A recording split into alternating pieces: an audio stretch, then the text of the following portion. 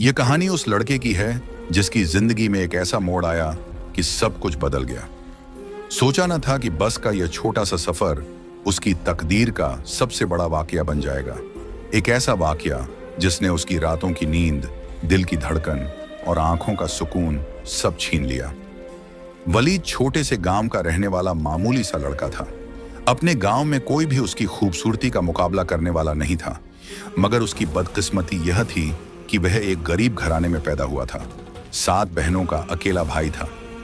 कितना वक्त हो गया है, अब तो कोई काम ढूंढ लो। वह सहन में लेटा मुस्तकबिल के बारे में सोच रहा था कि माँ की आवाज सुनकर चौंक गया। अम्मा, मैंने दोस्त को कहा है, उसने बोला है कि 2 दिनों तक वह मेरे लिए शहर में कोई काम ढूंढ लेगा। जैसे ही वह मुझे कॉल करता है मैं चला जाऊंगा, उसने निगाहें झुकाते हुए कहा। आंखों में शर्मिंदगी और दुख के साए लहरा रहे थे। अमना बेगम ने हमेशा की तरह उसे बातें सुनाना शुरू कर दी कि यह सब कुछ तुम्हारी कामचोरी की वजह से हो रहा है। वह खामोशी से अपनी माँ की बातें सुनता चला गया, क्योंकि जानता था कि उसकी माँ भी परेशान है। रात का वक्त था, वह तारों भरे आसमान के नीचे लेटा हुआ था। या अल्लाह, क्या ऐसा नहीं हो सकता कि मेरी जिंदगी में कोई मौजज़ा हो जाए? उसने बेख्तियार दुआ की। अब्बा भी हम लोगों को इस दुनिया में तन्हा छोड़कर चले गए हैं। मैं अकेली जान हूं, कैसे सब लोगों का पेट पालूं? बड़ी 2 बहनों की शादी करनी है, उनका जहेज बनाना है, ये सब कुछ कैसे होगा? उसकी आंखों से आंसू निकलने लगे थे। वह सिर्फ 21 साल का था। इस छोटी सी उम्र में ही उसके कंधों पर बहुत सी जिम्मेदारियां आ गई थीं। वह हंसना मुस्कुराना भूल गया था। हर वक्त यही सोचता रहता था कि कैसे घर के निजाम को चलाए। अगले दिन उसके दोस्त की कॉल आ गई कि तुम शहर चले आओ, यहाँ पर मैंने तुम्हारे लिए एक काम ढूंढ लिया है। उसने अपना छोटा सा बैग पैक किया और अगले ही दिन अपनी माँ से दुआएं लेकर शहर के लिए निकल पड़ा। उसे बस में बैठे हुए करीबन 1 घंटा गुजर चुका था। इस दौरान वह अपने चेहरे पर मुसलसल किसी की नजरों की तपिश महसूस कर रहा था। वह बार बार निगाहें उठाकर देखता, मगर कोई भी नजर ना आता। मायूस होता, फिर से खिड़की से बाहर देखने लगता। अभी आधा रास्ता ही गुजरा था कि उसे लड़की की धीमी सी आवाज सुनाई दी, प्लीज मुझे परेशान मत करो। वह लड़की बहुत ही तकलीफ में लग रही थी। उसके लहजे में इल्तिजा थी, जिसे सुनकर वलीद के दिल को कुछ हुआ।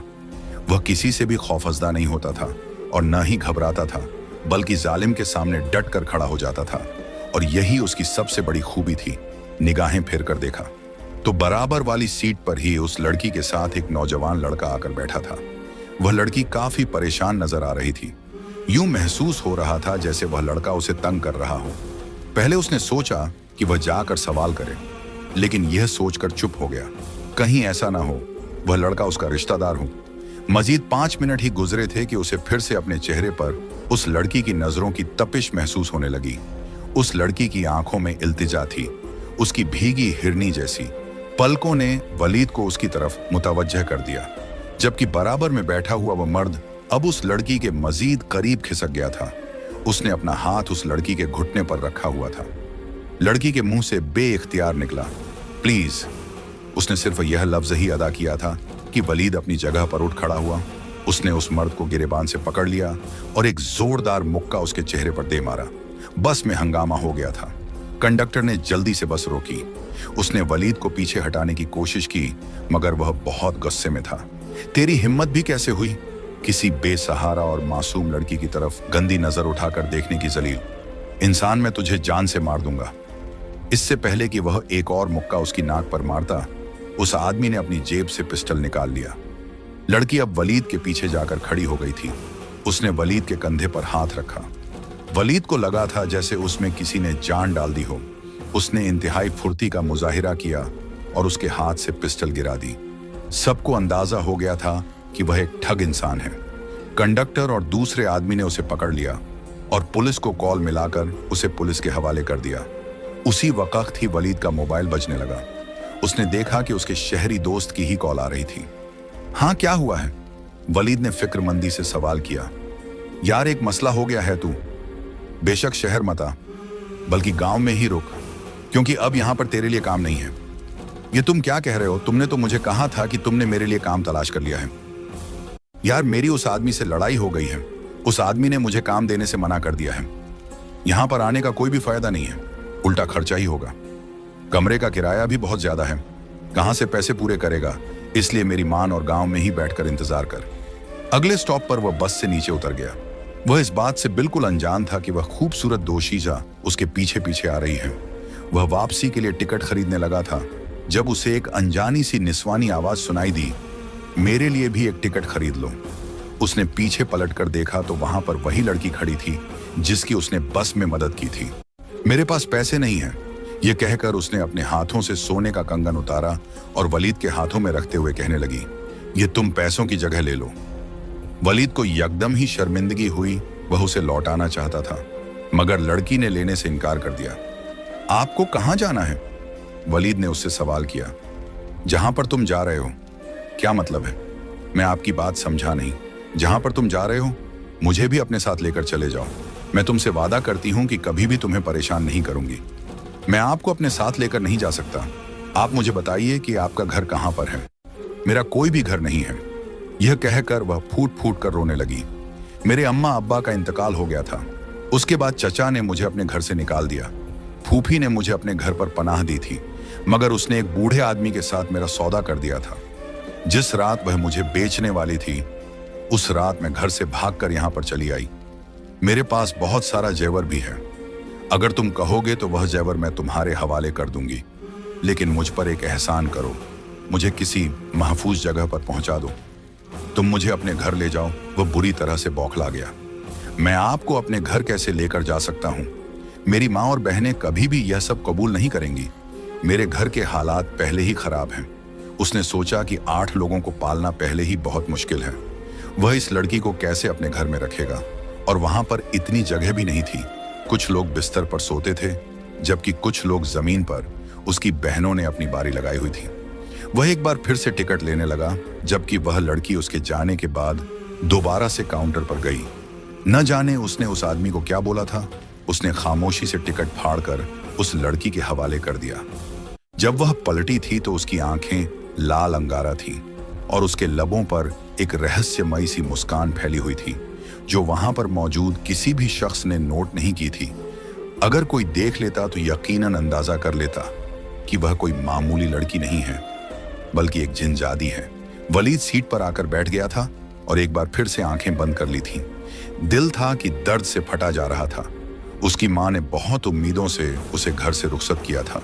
उसे बहुत सी दुआएं दी थीं, लेकिन यह क्या, मां की सारी दुआएं फिर से रद्द हो गई थीं। कोई भी दुआ कबूल नहीं हुई थी। उसे लग रहा था कि वह दुनिया का सबसे बदनसीब इंसान है। क्या तुमने कुछ खाना है? लड़की की आवाज सुनकर उसने अपनी आंखें खोली तो देखा कि वह उसके पहलू में ही बैठे हुए थी। तुम यहां पर क्या कर रही हो? उसके वजूद को करंट लगा। मैंने कंडक्टर को बताया है कि मैं तुम्हारी कजिन हूं। तुम्हें कोई मसला तो नहीं है?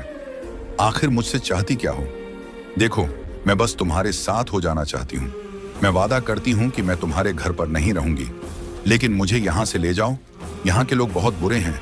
तुमने देखा था कि कैसे वह शख्स मुझे परेशान कर रहा था। अगर तुमने मुझे यहीं पर छोड़ दिया तो मैं अपनी इज्जत खो दूंगी। यह कहकर वह रोने लगी। एक तो वह बहुत खूबसूरत थी और दूसरा मासूम भी थी। वलीद अपने आप को कंट्रोल नहीं रख पाया और उसकी बात मानने का फैसला कर लिया। वह जानता था कि इसका नतीजा कितना खतरनाक निकल सकता है। जब वह उसे लेकर घर के अंदर दाखिल हुआ तो उसकी बहनों ने बहुत वावेला मचाया था, मगर उसकी मां ने उस लड़की को अपने घर पर रख लिया था। वह उसकी बहनों के साथ ही रहती थी। उस लड़की के आने के बाद वलीद के घर के हालात यकदम ही ठीक हो गए थे। उसका नाम चांदनी था। वह अपने साथ ढेर सारा जेवर लाई थी। जब भी घर में कोई मुसीबत आती तो वह एक कंगन निकालकर वलीद के हवाले कर देती। वलीद जब वह कंगन बेचता तो बदले में उसे अच्छे खासे पैसे मिल जाते थे। उसने अपनी बड़ी दोनों बहनों का दहेज बना लिया था। वलीद की मां चांदनी पर बहुत खुश थी। वह उसकी बलाएं लेते नहीं थकती थी। सब कुछ तो ठीक चल रहा था। वलीद अक्सर ही अपने ऊपर उस लड़की की नजरों की तपिश महसूस करता था। वह जब भी आंगन में जाकर लेटता तो वह छत पर जाकर खड़ी हो जाती और गौर से उसके चेहरे को देखने लगती। वलीद जानता था कि वह लड़की उसको पसंद करने लगी है, मगर वह अपने आप को मासूम लड़की के काबिल नहीं समझता था। वह चाहता था कि उस लड़की की जिंदगी में उसके जैसा ही कोई शहजादा आए, इसलिए वह चांदनी से दूर और खींचा खींचा रहता था। एक दिन जब वह अपने कमरे में लेटा आराम कर रहा था तो चांदनी उसके कमरे में दाखिल हुई और आंखों में आंसू लिए पूछने लगी, मुझ में क्या कमी है? उसकी बात सुनकर वह ना समझी से उसके चेहरे की तरफ देखने लगा। मैं तुमसे पूछ रही हूं कि मुझ में क्या कमी है? तुम में कोई कमी नहीं है। तुम बहुत खूबसूरत हो, तुम एक परफेक्ट लड़की हो, तो फिर तुम क्यों मुझसे कतराए हुए फिरते हो? तुम जानते हो कि मैं तुमसे बेइंतहा प्यार करती हूँ।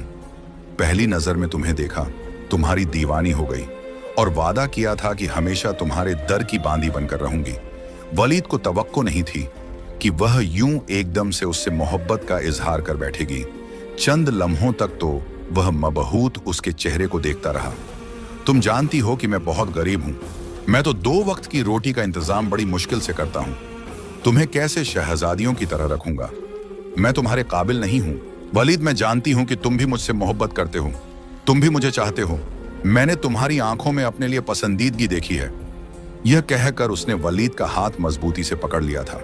तुम एक बार मेरा साथ निभाने का वादा करो, मैं तुम्हें यकीन दिलाती हूं कि सब कुछ ठीक हो जाएगा, सारे मसले खत्म हो जाएंगे, सारी परेशानियां दूर हो जाएंगी, हम एक पुरसुकून जिंदगी गुजारेंगे। मैं तुम्हारे सारे काम कर दूंगी, सारे कर्जे उतार दूंगी और तुम्हारे सारे ख्वाब पूरे कर दूंगी। तुम इतने ज्यादा पैसे कहां से लाओगी? तुम्हारे पास तो अब जेवर भी खत्म हो गया होगा। मेरे पास जेवर कभी भी खत्म नहीं हो सकता, क्योंकि मैं एक जिन। बात करते करते वह चुप कर गई थी, जबकि वह खुलकर हंस दिया था। अब यह मत कहना कि तुम एक जिन हो और तुम्हारे पास जादू है। यह सुनकर वह धीमे से अंदाज में मुस्कुरा दी। यह सच भी तो हो सकता है, इसमें हंसने वाली कौन सी बात है? देखो चंदनी, प्लीज फिलहाल इस तरह की बातें मत करो। यह कहकर वह करवट बदलकर दोबारा से लेट गया था। पूरी रात वह उसके बारे में ही सोचता रहा था। यह बात तो सच थी कि वह उससे बेइंतहा मोहब्बत करता था। और फिर अगले दिन जब उसकी मां ने चांदनी के रिश्ते की बात की, तो वह तड़पते हुए कहने लगा कि मेरे होते हुए आपको उसका रिश्ता कहीं और तय करने की जरूरत नहीं है। जब उसने चांदनी का नाम किसी और के नाम के साथ सुना था, तो उसे अपना दिल सीने से निकलता हुआ महसूस हुआ था। उसे एहसास हो गया था कि वह उससे बेइंतहा प्यार करता है और यूं उनकी मोहब्बत की कहानी शुरू हो गई थी। उन दोनों को लगता था कि उनकी मोहब्बत की कहानी अब्दी होगी और उसको कभी भी जवाल नहीं आएगा, मगर यह भी उन लोगों का वहम साबित हुआ। कुछ ही अरसे में उसे चांदनी की हरकतें मशकूक लगने लगी थी। वह रात के वक्त अचानक ही गायब हो जाती थी। किसी को भी पता नहीं था कि वह कहां पर जाती थी। एक रात वलीद की तबीयत बहुत खराब थी, उसे नींद नहीं आ रही थी। वह सोने की कोशिश कर रहा था, मगर सो नहीं पा रहा था, जब अचानक ही उसे बाहर से शोर की आवाज सुनाई दी। उसको शिद्दत से कुछ गलत होने का एहसास हुआ। वह दबे दबे कदमों से अपने कमरे से बाहर निकला। उसने देखा कि चांदनी उस वक्त घर के बैरूनी दरवाजे से बाहर जा रही थी। वह हैरान हो गया कि रात के इस पहर वह लड़की कहां पर जा रही है। हालांकि चांदनी ने उसे कहा था कि उसको अंधेरे से डर लगता है। वह भी दबे कदमों उसके पीछे ही चलने लगा था। चांदनी लगातार चलती जा रही थी। थोड़े ही फासले पर जाकर रुक गई और आसमान की तरफ अपना चेहरा मोड़ लिया। देखते ही देखते वह वहां से गायब हो गई थी। वलीद को तो अपनी आंखों पर यकीन ही नहीं आया था। उसने अपनी आंखों को बेताख्ता मल्ला, मगर मंजर तब्दील नहीं हुआ था। उसी वक्त ही उसके कानों में सरगोशी हुई। क्या तुम मुझे ढूंढ रहे हो? पलट कर देखा तो वहां पर चांदनी खड़ी थी। वह चांद की रोशनी में चमक रही थी और चांद का ही हिस्सा मालूम हो रही थी। उसकी नीली आंखों में उस वक्त गहरा समंदर ठहरा हुआ था। लबों पर एक प्यारी सी मुस्कान फैली हुई थी। वलीद के वजूद में खौफ की एक लहर दौड़ गई। तुम कौन हो? उसने कांपती हुई आवाज में कहा। तुम तो थोड़ी देर पहले वहां पर खड़ी थी। तुम गायब कैसे हो गई वलीद? मैंने तुम्हें कहा था ना कि मैं एक जिन हूं। जिनजादियां भी इस दुनिया में मौजूद हैं, मगर तुमने मेरी बात पर यकीन नहीं किया था। उस वक्त मुझे बहुत अफसोस हुआ था। अगर मैं उन्हें खुद से वादा किया था कि एक दिन मैं तुम्हें यकीन करने पर मजबूर कर दूंगी, और देखो आज तुम्हें यकीन आ गया है। ये तुम क्या कह रही हो? मैं सच कह रही हूं, मैं एक जिनजादी हूं। उस दिन मैं उस बस में सफर कर रही थी, तो तुम भी उस बस में सवार हो गए। तुम्हें पहली नजर में देखा, तुम्हारी दीवानी हो गई तुमसे। पहले इस कदर खूबसूरत आदमजादा मैंने अपनी 1000 साल की जिंदगी में नहीं देखा था। उसकी उम्र के बारे में सुनकर वलीद को जान अपने वजूद से निकलती हुई महसूस हुई। देखो वलीद, तुम्हें मुझसे डरने की जरूरत नहीं है। यह कहकर वह उसकी तरफ बढ़ी तो वह एक कदम पीछे हटा था। मैं तुम्हें नुकसान नहीं पहुंचाऊंगी और ना ही तुम्हें तकलीफ पहुंचने दूंगी। मैं तो तुमसे मोहब्बत करती हूं। मेरी मोहब्बत बहुत ही पाकीज़ा और बेलौस है। तुम कभी भी मेरी मोहब्बत से मायूस नहीं हो सकते। उस दिन मैंने तुम्हारा इम्तिहान लेने के लिए जानबूझकर उस मर्द को अपनी जानिब मुतवज्जा किया था। मैंने उस पर जादू कर दिया था। फिर जब उसने मेरे घुटने पर हाथ रखा तो मैंने दोबारा से तुम्हें आवाज दी। मैं देखना चाहती थी कि तुम क्या करोगे, और तुमने वही किया जिसकी मुझे उम्मीद थी। तुमने बहुत ही बहादुरी का मुजाहिरा किया और मुझे उस शख्स से बचा लिया। उस वक्त मैंने वादा कर लिया था, चाहे कुछ भी हो जाए, तुम्हें अपने हाथों से निकलने की इजाजत नहीं दूंगी, क्योंकि तुम जैसे लोग किस्मत वालों को ही मिलते हैं। देखो, मुझसे दूर हो जाओ, खबरदार। जो तुम मेरे पास आई, वलीद को उसकी एक बात समझ नहीं आ रही थी। यह सब कुछ उसके लिए बिल्कुल नया था। मैं तुमसे वादा करती हूं कि मैं तुम्हें मालामाल कर दूंगी, तुम्हारी जिंदगी दौलत से भर दूंगी। उससे पहले कि वह मजीद कुछ कहती, वलीद बेहोश हो गया। 3 दिन तक वह बुखार में तपता रहा था और 3 दिन तक वह झिंझादी उसके पास बैठी उसके सर पर ठंडे पानी की पट्टियां रखती रही थी। जब भी उसे होश आता, वह उस झिंझादी को देखता और फिर से बेहोश हो जाता। अमना बेगम परेशान थी कि उनका बेटा ठीक क्यों नहीं हो रहा है। एक दिन झिंझादी ने उसके कंधे पर अपना सर रखा और रोते हुए कहने लगी कि अगर तुम इस तरह का रवैया रखोगे तो मेरे दिल को बहुत तकलीफ पहुंचेगी। मैं अपना सब कुछ छोड़कर यहां पर तुम्हारे पास चली आई हूं। मैं अपनी जान से भी प्यारे माँ बाप को कोहकाफ छोड़ आई हूं। मैंने फैसला कर लिया है कि अब अपनी बाकी की सारी जिंदगी तुम्हारे नाम कर दूंगी। तुम कैसे मुझसे मुंह फेर सकते हो? तुम भी तो मुझसे मोहब्बत करते हो। झिंझादी की बातें वलीद के दिल को जा लगी थी। उसने धीरे धीरे आंखें खोली और उस झिंझादी को समझाने की कोशिश की। यह सब कुछ ठीक नहीं है। मैं एक आदमजाद हूं और तुम एक झिंझादी हो। हम दोनों का कोई जोड़ नहीं है, लेकिन मैं तुम्हारे साथ तो रह सकती हूं। मैं तुम्हारी मदद तो कर सकती हूं। मेरा ख्वाब है कि तुम इस दुनिया के सबसे बड़े और कामयाब इंसान बनो। वह उसके माथे पर बोसा देते हुए बोली। उसका लम्स महसूस करते ही वलीद के दिल में सुकून उतर गया था। उसका बुखार भी आहिस्ता आहिस्ता ठीक होने लगा था। शाम तक वह मुकम्मल तौर पर सेहतयाब हो गया था। अब झिंझादी उसके साथ ही उसके बेड पर बैठे हुए थी। उसने घुटनों पर अपना सर रखा हुआ था। वलीद, तुम मुझे इतने अच्छे क्यों लगते हो? उसने धीमे से लहजे में मुस्कुराते हुए कहा, तो वह भी फीके से अंदाज में हंस दिया। चांदनी, मुझ में ऐसा खास कुछ भी नहीं है। ये तुम्हारी नजरें हैं जिन्होंने मुझे इस कदर खास बना दिया है। उस दिन मैं बहुत ज्यादा डर गया था। तुमसे मुझे बहुत खौफ महसूस हो रहा था, मगर फिर मैंने सोचा कि एक ऐसी झिंझादी जिसने मुझे उस वक्त मुश्किल से निकाला था, जिस वक्त मुझे मदद की सबसे ज्यादा जरूरत थी, वह झिंझादी कैसे मुझे नुकसान पहुंचा सकती है? वह कैसे मेरे लिए खतरनाक हो सकती है? वह झिंझादी तो मेरी मोहसिन है। यह कहकर उसने चांदनी का हाथ है चूमा तो वह शर्माते हुए अपनी निगाहें झुका गई। मैं तुम्हें अपनी दुल्हन बनाना चाहता हूं। क्या तुम मेरी दुल्हन बनना पसंद करोगी? उसने चांदनी को प्यार भरी नजरों से देखते हुए कहा तो वह शर्माते हुए तेजी से हाँ में गर्दन हिलाने लगी। जबकि वह खुलकर मुस्कुरा दिया तो उसकी तबीयत अभी भी थोड़ी सी खराब थी। इसी वजह से ही वह सोने के लिए लेट गया, जबकि चांदनी कमरे से बाहर निकल गई। वलीद की बहन रोती हुई घर वापस आ गई थी। उसके शौहर ने उसे धक्के देकर घर से निकाल दिया था। सब घर वाले बहुत ज्यादा परेशान थे। चांदनी ने वलीद को कहा कि तुम फिक्र मत करो, उसके शौहर का दिमाग मैं खुद सेट करती हूँ। उसने उसके शौहर को बहुत डराया था और धमकियां दी थी। अगले दिन कामरान वलीद की बहन को लेने के लिए आ गया और वलीद की बहन के कदमों में गिरकर उसे माफी मांगते हुए कहने लगा, मुझसे बहुत बड़ा गुनाह हो गया है जो मैंने तुम पर हाथ उठाया है। मैं वादा करता हूं कि दोबारा कभी भी तुम्हें तकलीफ नहीं दूंगा। मुझे माफ कर दो। सब लोग ही हैरान थे। मोहल्ले वाले भी शोर की आवाज सुनकर वहां पर जमा हो गए थे, जहां पर वलीद की बहन का शौहर उसके कदमों में गिरा, ऊंची ऊंची आवाज में रोते हुए उसकी मिन्नतें कर रहा था, जबकि चांदनी साइड पर खड़ी मुस्कुरा रही थी। सिर्फ यही नहीं, बल्कि अब तो वलीद के घर का नक्शा ही बदल गया था। चांदनी ने उसे कीमती हीरे और जेवरात दिए थे। अब वह एक खंडहर नहीं था, बल्कि बहुत बड़ी हवेली बन गई थी। वलीद की हमेशा से ही ख्वाहिश थी कि चौधरियों की तरह उसकी गांव में एक बड़ी सी हवेली हो। उस हवेली के साथ ही वह एक छोटा सा अस्तबल बनाया, जिसमें वह अपने झाती घोड़े रखे, और अब चांदनी की मदद से उसकी सारी ख्वाहिशात पूरी हो गई थी। वह जब भी फरमाइश करता था, चांदनी सोने और हीरे उसके कदमों में लाकर रख देती थी। वह तो उसके लिए कुछ भी कुर्बान करने को तैयार हो जाती थी। ये तो फिर जवरात थे। बहुत वक्त हो गया है, मुझे लगता है कि अब हम दोनों को निकाह कर लेना चाहिए। मुझसे अब तुम्हारे बगैर नहीं रह जाता है। एक दिन चांदनी उसके कमरे में ही बैठी हुई थी। उसने वलीद के कंधे पर अपना सर रखा हुआ था और उसे फरमाइश कर रही थी, बस मेरी छोटी बहन की शादी हो जाए, उसके बाद मैं अम्मा से तुम्हारी और मेरी शादी की बात करूंगा। वह मान जाएंगी ना? चांदनी ने पुरुम्मीद नजरों से उसकी तरफ देखते हुए कहा। जाहिर सी बात है, उन्हें तुमसे बेहतर कोई और बहू मिल ही नहीं सकती है।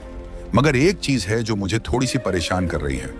अम्मा ने कल रात मुझे अपने कमरे में बुलाया था और मुझे कहा था कि यह जो ड्रामा तुमने शुरू किया हुआ है, ये बंद कर दो वलीद। ये कहकर चुप कर गया। मैंने नहीं जाना था कि अम्मा किस बारे में बात कर रही हैं। कहीं उन्हें तुम्हारी हकीकत पता तो नहीं चल गई? ऐसा नहीं हो सकता। चांदनी ने तेजी से नफी में सर हिला दिया। तुम फिक्र मत करो, वह किसी और मामले के बारे में बात कर रही होंगी। 2 दिन गुजरे थे कि अमना बेगम ने चांदनी को अपने पास बुलाया और उसके कदमों में गिर गई। चांदनी घबरा गई। अम्मा जान, ये आप क्या कर रही हैं? देखो, खुदा का वास्ता है, मेरे बेटे पर तरस खाओ और उसको छोड़ दो। चांदनी को लगा था कि किसी ने उसके सीने से दिल नोच कर निकाल लिया हो। अम्मा, मैं उससे मोहब्बत करती हूँ, उसने सफाई पेश करना चाहा। तुम दोनों की मोहब्बत कभी भी कामयाब नहीं हो सकती। हाँ, तुम ये बात समझती क्यों नहीं हो? तुम एक झंझादी हो, उन्होंने चीखते हुए कहा था। अम्मा, आपको इस बारे में कैसे पता? अमना बेगम रोने लगी। मैंने उस दिन तुम्हें सहन में गायब होते हुए देख लिया था। मुझे लगा था कि वह मेरा वहम है, लेकिन फिर अगले ही दिन जब तुम अपने कमरे में जादू कर रही थी, तब भी मैंने तुम्हें देख लिया था। मैं जानती हूं कि तुम मेरे बेटे से बेहिसाब प्यार करती हो और उसकी वजह से ही इस दुनिया में रुकी हुई हो। लेकिन एक बात याद रखो कि अगर तुम लोग एक साथ हो भी जाते हो, तब भी तुम लोग नुकसान उठाओगे। अम्मा, मैं उससे बहुत मोहब्बत करती हूँ। मैं उसके बगैर नहीं रह सकती हूँ। खुदा का वास्ता है, मुझ पर यह जुल्म मत करें। मैंने उसके बारे में बहुत से ख्वाब देख रखे हैं। ये ख्वाब मेरी आंखों से न छीने। मैंने हमेशा ही आपको अपनी माँ तस्लीम किया है। मैं आपकी बहुत इज्जत करती हूँ और आपसे बहुत मोहब्बत भी करती हूँ, क्योंकि आप ही थी जिन्होंने मुझे इस घर में पनाह दी थी। मैं आपसे माफी मांगती हूँ। मैं आपके बेटे को छोड़कर नहीं जा सकती। चाहे कुछ भी हो जाए, मैं उसको खुद से दूर नहीं करूंगी। ये कहकर वह वहां से चली गई थी। अमना बेगम ने अगले ही दिन मौलवी से राबिता किया तो वह घबरा गया और कहने लगा कि वह झंझादी बहुत ही ताकतवर है। मैं उसका मुकाबला नहीं कर सकता हूँ। तुम किसी बड़े आमिल के पास जाओ, वह इस सिलसिले में तुम्हारी मदद कर देगा। अब अमना बेगम दूसरे गांव गई थी। वहां पर एक बहुत ही बड़ा और मशहूर आमिल रहता था। उस आमिल ने झंझादी के खानदान वालों को हाजिर कर लिया। कोहकाफ में किसी को पता ही नहीं था कि वहां की शहजादी इस दुनिया में एक मामूली से आदमी जात की आशिक बन गई है। जब झंझादी के वालिद को पता चला तो उन्होंने बहुत ज्यादा गुस्सा किया और अपनी बेटी को वापस आने का कहा, मगर झंझादी ने साफ साफ इनकार कर दिया। मैं अपनी मोहब्बत से पीछे नहीं हटूंगी, चाहे कुछ भी हो जाए। मैं ना तो समाज के उसूलों को मानती हूं और न ही उन फौजुल जंजीरों को। मैंने उससे इश्क किया है और मैं उसकी दुल्हन बनकर रहूंगी, चाहे इसके लिए मुझे जान की बाजी क्यों ना लगानी पड़े। उसने न सिर्फ अपने कबीले के साथ सरकशी की थी, बल्कि उसने आमिल की बात मानने से भी इनकार कर दिया था। अगर तुमने वलीद से शादी कर ली और तुम लोगों के दरमियान कोई ताल्लुक कायम हो गया, तो वलीद ज्यादा अरसे तक जिंदा नहीं रह पाएगा, क्योंकि तुम आग हो और वह एक मिट्टी है। क्या तुम चाहती हो कि वह मर जाए? बाप की बात सुनकर वह तड़प उठी। ऐसा तो उसने कभी भी नहीं सोचा था। अमना बेगम भी इसी वजह से रो रही थी। उन्हें चांदनी भी अजीज थी और वलीद भी जान से प्यारा था। वह उन दोनों को नहीं खोना चाहती थी, मगर किसी एक का तो इंतखाब करना था। उन्होंने अपने खून का इंतखाब किया। चांदनी ने सिर्फ वलीद के लिए कुर्बानी दी थी। आया तेरे नाल आयो आयो मांगे मांगे।